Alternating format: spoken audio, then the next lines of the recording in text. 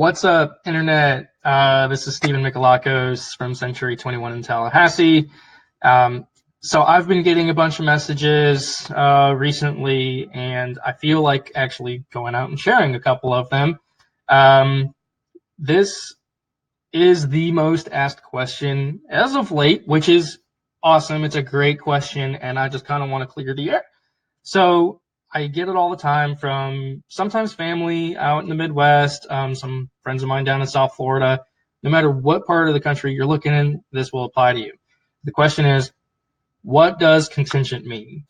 So it's like, I found this sweet house on ABC Street, and it's the perfect price, and it's got everything I want, but it says contingent. What does that mean?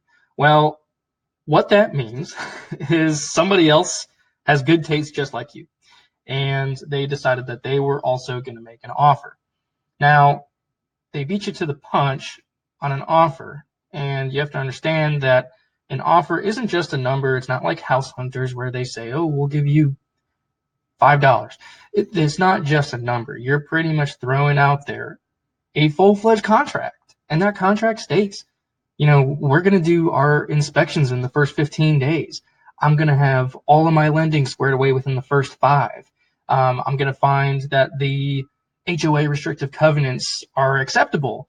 I'm going to verify the school district within the first 10 days, stuff like that. So when you're doing an offer, it's not just the number. It's a whole bunch of things, promises really, that you're making to the seller in order to solidify that sale.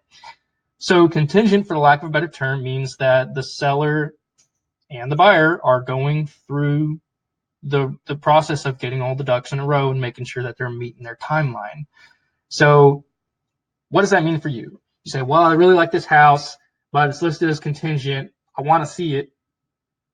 Do I waste my time seeing it, or is there another path forward? Well, there's 3 things you can do. You can sit back and kind of wait and let those 15 or 20 days move its way through and see if the buyer doesn't get the lending that they promised, doesn't find the inspections adequate, doesn't find the HOA to be adequate. Maybe they don't like the school district. For whatever reason, they back out. Then you can maybe put that back into the mix and consider it. If you really, really love it, your second option is to also submit an offer. You can put in a backup offer, and that's pretty much the same thing with the full-fledged contract, but it says that it's only going to be active if contract number 1 gets thrown out. So if you want to reserve your spot in line, essentially this is your best way to do it. And option number 3 is to sit back and be sad and wallow in the misfortune of missing out on another home.